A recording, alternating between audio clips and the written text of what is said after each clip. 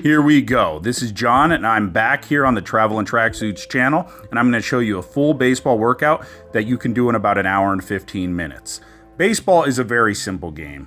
You throw the ball, you hit the ball, you catch the ball. Here we are playing catch to warm up. I know you'll hear everybody say, "Oh, you warm up before you play catch." But these kids, when you're a kid, you got about an hour to an hour and 15 minutes worth of like actual concentration. And I don't want to waste it doing 20 minutes of high knees and butt kickers. If you're 14 and you're worried about pulling muscles, sports probably aren't for you. So here we go. And this is the first thing. We warmed up, and now we're going to take some ground balls. One hand working through. One hand work through, bring it to the chest. We're going to do like 8 or 9. I'm giving them a bit of instruction. I want them to learn to work through the ball and catch it kind of one-handed. And here we are. So the first thing we're going to do, we're just going to hit fungos. And I like to start with fungos. And watch, I don't have a catcher. I have them one hop to me. What this does, by throwing in a one hop, they try to one hop, it teaches some touch and some feel. So before we throw to a base, I have them just thrown there. I only need one baseball. They have to learn where to bounce it in time and space, so I get a nice clean throw and we can get a good rhythm. Now we move. After we do that, we're going to move, and we're just going to throw a couple across the diamond. Because like I said, you got to complete the play. So these kids are younger, so we're going to watch, and I'm not going to throw too many with them. So they have games tomorrow, so we're just going to throw 4, 5, 6 across the first base, and then we move on to our next thing. And honestly, this is the exact workout I'll do when my son comes home. He plays at a Division I college. When he's here in the summer, or when he's here, when I work out with him in the winter, we'll do the same thing. We'll play catch, we'll take ground balls, and we'll hit. When I used to work as a director of player development for a sports agent, and I worked out guys in the off season, we would do a similar thing. Now, those guys focused more on hitting more in the off season, but this is a good routine. If you catch the ball every day, you throw the ball every day, and you hit every day, you're going to get better. Baseball is more about consistency. It's about getting out there and doing repetitions every single day. Doing 20 or even 25 a day is better than doing 400 one day a week. So here we are doing double play turns. And when you're doing these for the first time, experiment, throw from a lower arm slot. You don't have to throw everything over the top. Play around, see what your body can do.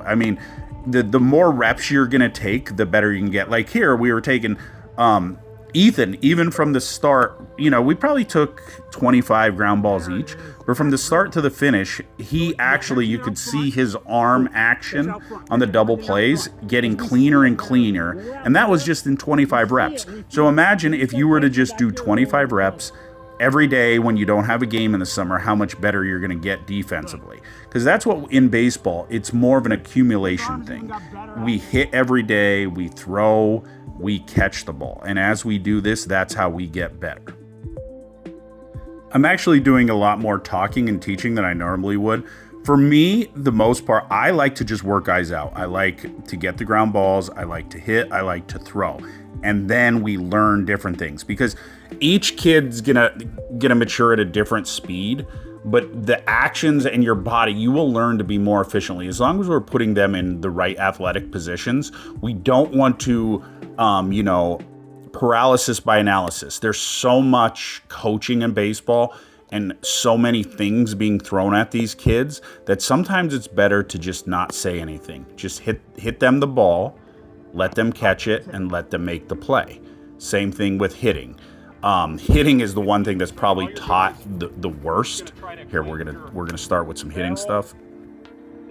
So this is a similar hitting routine that I have another video up there. I did a daily baseball hitting routine with my son who is playing in college. But here, we just start with pepper. And if you're unfamiliar with pepper, you can Google different things. But it's basically, we're looking to just meet the ball, and we're just looking to find the sweet spot. So here we start.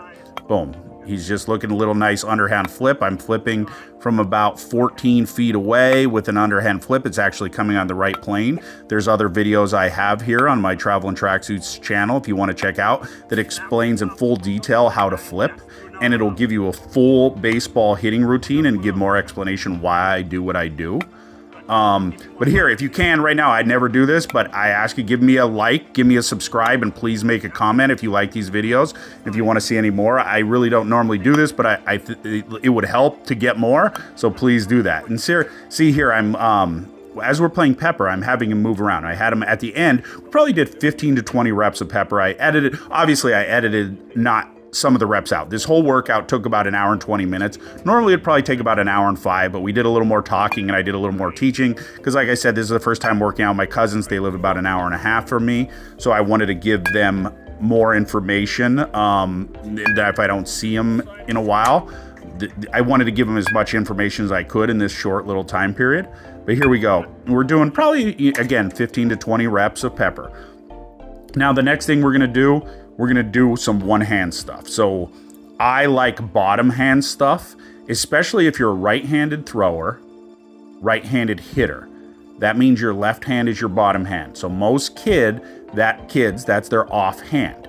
So if we do one-hand stuff with the bottom hand, we're gonna get that bottom hand stronger. The farther you can get your hands back from your front hip is more like X factor in golf. The farther you can hit it.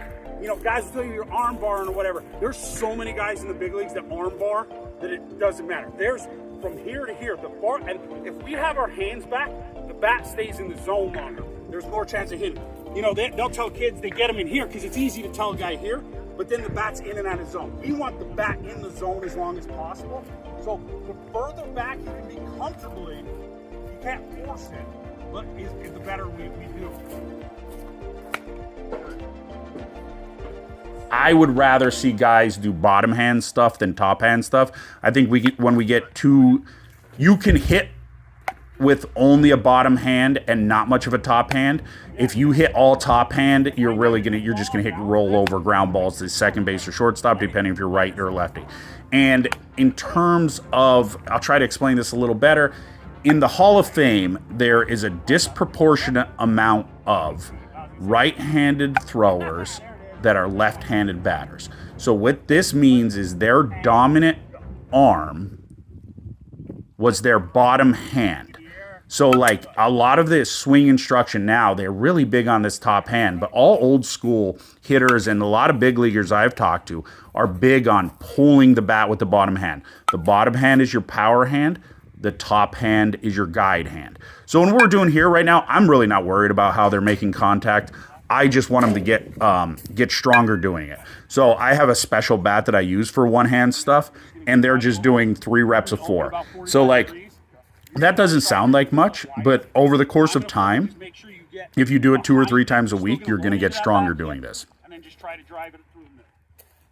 This is just to kind of see if you can get behind the. So I'm doing this to just get some athleticism into the swing, because a lot of times with all the coaching in youth baseball, some of the athleticism is taking out of younger kids' swings because they want to, widen them out. They want to, get them there. But like when you're young is the time to kind of feel your body, feel what you can do.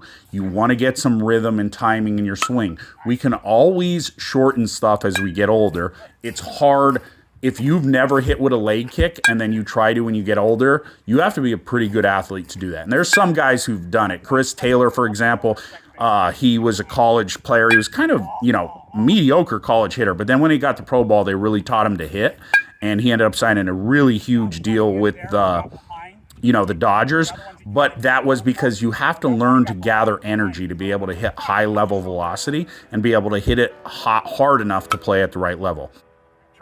This is a progression. The hitting is a progression. So we started, with the pepper, then we went to the one hand, then we did the step overs, then we did the 45 degrees, and now we're moving into more normal swings. So, but like I said, go check out my other video if you want to see a full, professional type workout, what I would do with, when I was working with pro guys. That's what we would do in the off season. And one of our clients, he ended up making about $5 million in Japan. He never had a routine. He got to AAA without a hitting routine. I talked to him in an off season, and he was playing in the Mexican leagues. And the next year, he got a hitting routine, and he had one of the better seasons. He got a call up to the big leagues, hit some home runs. Then he ended up signing a $5 million 2-year deal in Japan. So it worked out, and he made some money in the game. And he really credited it to that kind of made him a professional. Ichiro was famous from when the time he got into pro ball in Japan to when he finished his career, he used the exact same hitting routine every single day. He met with Joey Votto, who was also a great hitter. And Joey Votto was a hitter who had a routine in the winter, and then they had a in-season routine. And they had arguments because Ichiro was like, no, you have one routine. You don't have two routines. And Votto had his off-season and in-season. And I definitely could see that. Like, Ichiro's makes sense. If you're feeling good, why would you ever want to lose that feel? It's the guys who can do the simple things and just keep doing them every single day. That's how you become great at something. You become a great hitter by hitting. You don't become a great hitter by taking one lesson and then, you know, going back once a week and taking another lesson. You become a great hitter on your own. You hit and you hit and you hit and you hit. So the one thing I did learn, though, more isn't always more. So sometimes taking 400 or 500 swings a day, all you're going to do is swing yourself in a slump. You're going to give yourself blisters. And you're actually going to probably create some bad habits because you're going to be too tired.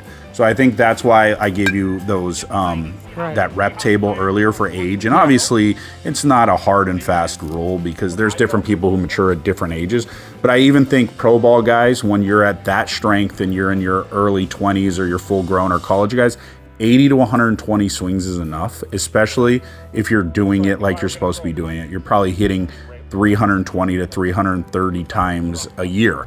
So like if you're not hitting 300 times to, 330 days a year, you're not hitting enough. All the other stuff you really shouldn't be worried about because you have to put that consistent work in to be great. Hitting a baseball is almost like magic. It is so difficult. You have to become a wizard with that bat. You have to know where that sweet spot is in time and space that you can take it and your brain can decide when that 84 mile an hour slider is coming in and you read that spin and you know that it's going to be, okay, it's going to be a little under the zone. Your brain does all these computations in about 0.4 of a second and you have to find this sweet spot to the ball. I mean, it is really almost a magical and impossible thing. So you also have to have an insane belief in yourself because everyone's going to struggle. That is the beauty of baseball. The best players in the world go 0 for 4. Like Saquon Barkley, I don't think he's ever had a bad football game in his life. If he was to play baseball, he'd have tons of bad games. I mean, anybody does. Mike Trout's had bad games. Shohei Ohtani. That's the beauty of baseball. We have to believe in ourselves to basically do an impossible task. So I hope you like this video. This shows what you can get done in about an hour. I love working out with like 2 guys or 3 guys because then they can get rest in between swings. That's another little tip. Don't have your especially if they're younger, don't have them take more than maybe 6, 7, 8 reps at a time. Let them rest because we're never going to take that many swings in a row in a game. So instead of taking 20 at a time, take 6, take a break, let the next kid hit 6, take a break, next kid, and go that way. That's how we get better. So I'm going to keep making these. I'm going to bring in some special guests. We're going to do, I got a couple pro ball friends of mine that are going to do, we're going to do a catching video. We're going to do an infield video, and I think we're going to do a pitching video at some point. So like, subscribe, comment if you have any questions or things you want to see me do on a baseball field or anywhere else. Please let me know. I hope you enjoyed it. It was a beautiful day here. It is the baseball season. Get out there and swing the bat. Hope you liked it. Thank you for joining.